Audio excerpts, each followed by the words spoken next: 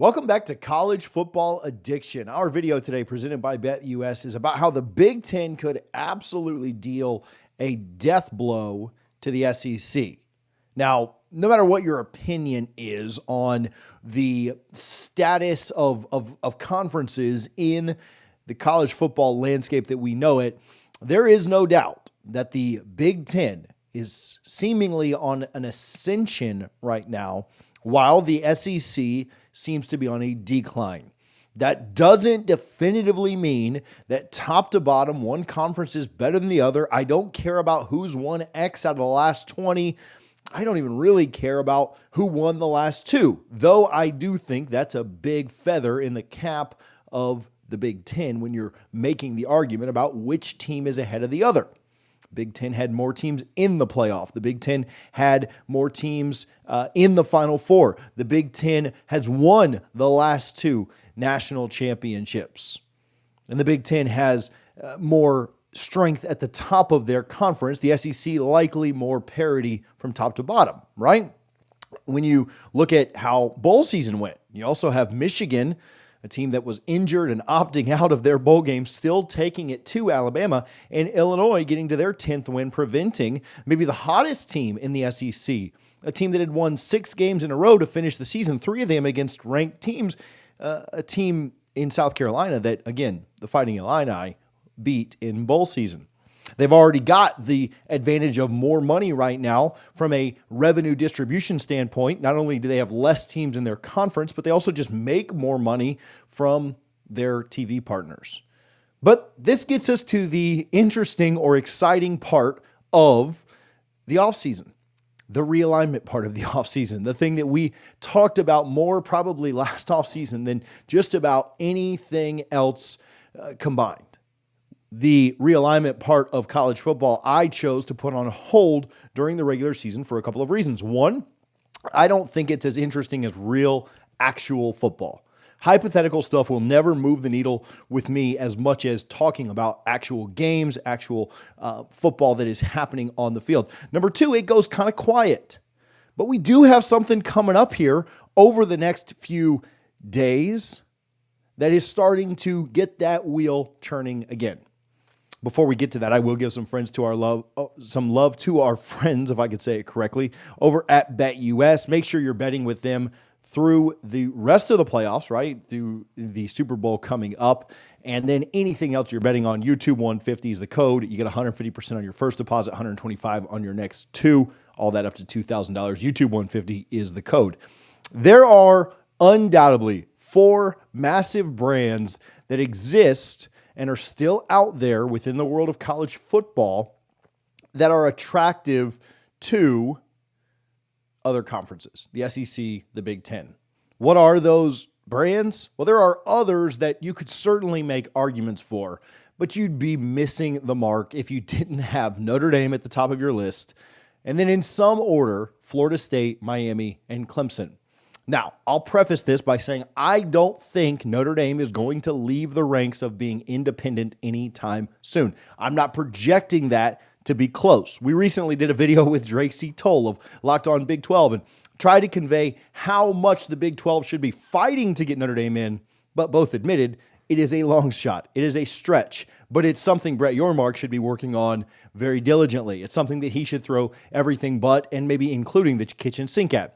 But if there was ever a time for the Big Ten to pounce, would it not be right now? Would it not be while you already maybe have the upper hand in college football? Is there any way that they could make Notre Dame a sweetheart deal to get them to join the Big Ten? We have never talked about unequal revenue sharing in the Power Two, the Big Two, the SEC and the Big Ten.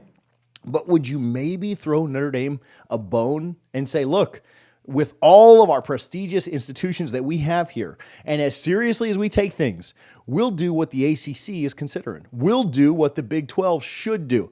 We'll sweeten the pot for Notre Dame to get in. Notre Dame's certainly the great white whale that's out there. And even if they did that, Notre Dame fans, I know there's probably a greater than 50% chance that they wouldn't take it. But if they sweeten the pot a little bit and you could get the Big Ten presidents on board, would Notre Dame maybe jump at it? If they did, you've already got two other massive brands in Florida State and Clemson who are actively engaged in litigation to leave their conference and reduce the buyout that's necessary to do so. And so you have two other very large brands, Florida State being one that's close to AAU membership and will likely be granted that here very shortly, and another massive brand in Clemson that we will talk about in a moment. And then we'll talk about Miami, right? I know you see the Florida State stuff behind me. There's no secret that that's the team and the program that I support.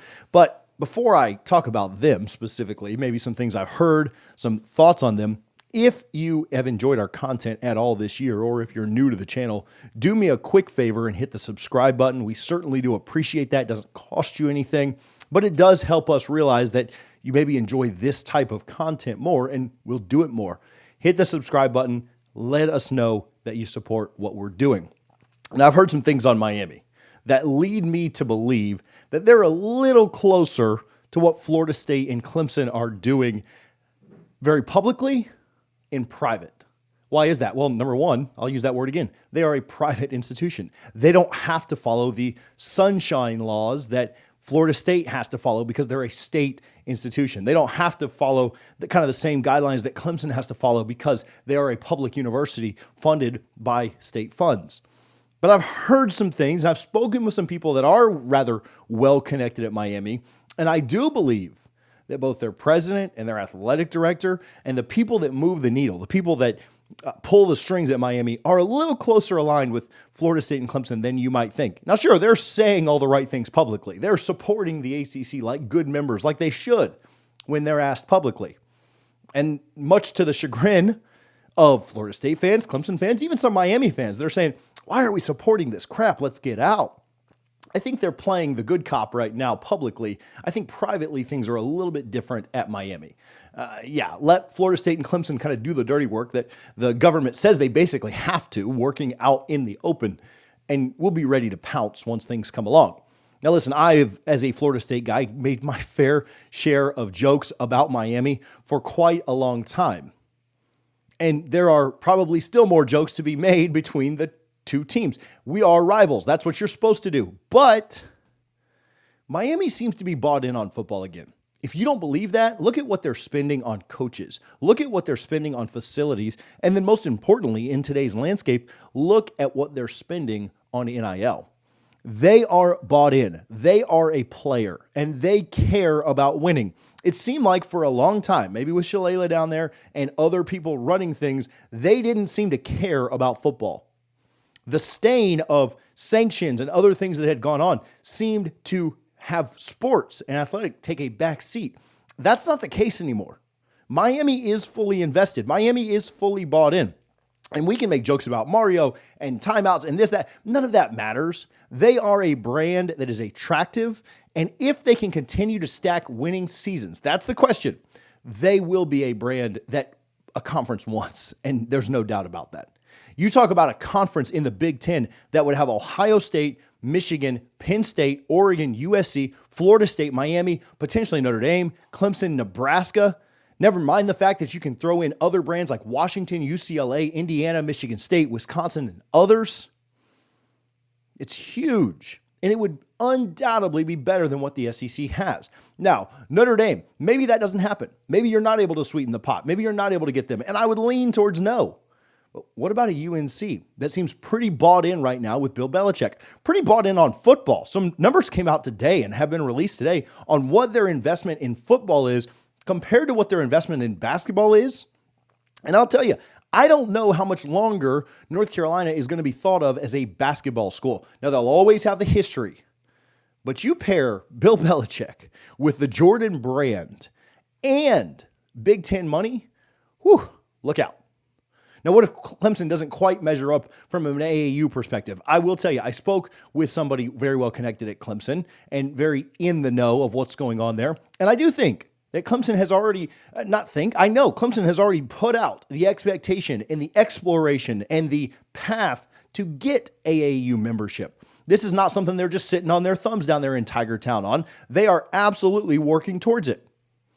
But say Clemson's not ready. Say Clemson's not able to get there. You've got the UNC option. You've got UVA that you can consider, and so on. Now, by all this same token, if Florida State and Clemson and maybe UNC and Virginia were to hit the SEC, what would that do for their conference? Well, it would certainly add parity, which they had plenty of this year with no elite teams, but a lot of really good teams. It'd be tougher on the teams at the top. There's no doubt about it. But overall, it would strengthen their conference a ton. If you infused Florida State and Clemson with the kind of money that comes into the Power 2, whether it's from the SEC or the Big Ten, my goodness, they've always done more with less. Now, why is this all important now? Well, I mentioned that ESPN and ACC deadline. February 1st is coming up this week, Saturday. They can either extend that, they can renegotiate it, or they can walk away completely. I would be pretty hard-pressed to think that they would walk away from the ACC deal completely, so I don't expect that. But they could extend it through 2036, which has been the question. If they were going to just straight on extend it, I think that might already be done.